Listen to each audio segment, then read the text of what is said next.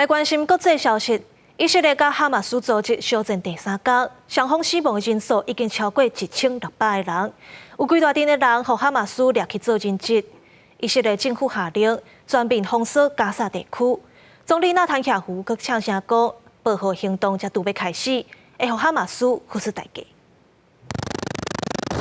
国在光火照甲天顶光亮亮，最高暗翻点了，以色列继续对加沙走廊发动空袭。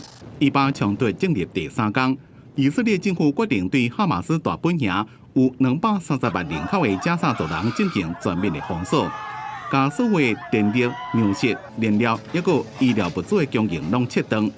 总理纳坦雅胡伫咧安全会议上批评哈马斯的行为就是野蛮的伊斯兰国，讲对哈马斯报复行动才拄开始尔。האויב הנאלח הזה רצה מלחמה, הוא יקבל מלחמה. התמונות של החורבן וההרס ממעוזי החמאס בעזה הן רק ההתחלה. 以色列军方证实，哈马斯的领导人辛瓦加尤尼斯拢已经死亡。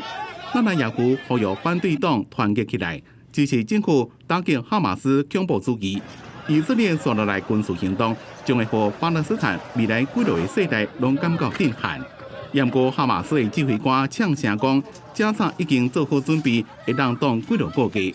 أما شعبنا الفلسطيني يصبر ويتحمل، نحن لدينا مخزون يكفينا أشهر، يعني مش مقطوعين، صبرنا 51 يوم في حرب 2014 مستعدين أن نصبر أشهر عديدة。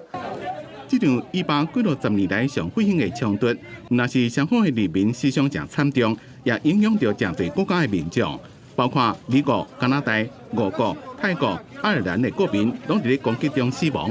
另外，哈马斯也掠走800人做人质，威胁以色列，若是继续攻击加沙的民众，将会替人质做报复。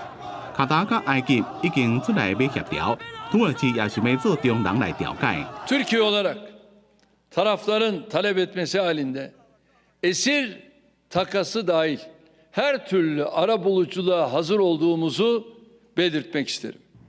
美国核子动力航空母舰福特号战斗群已经驶往地中海方向，不过美国方面强调未派兵协助以色列，包括奥地利加德国已经暂停对巴勒斯坦的援助计划，不过欧盟是无暂停援助的打算。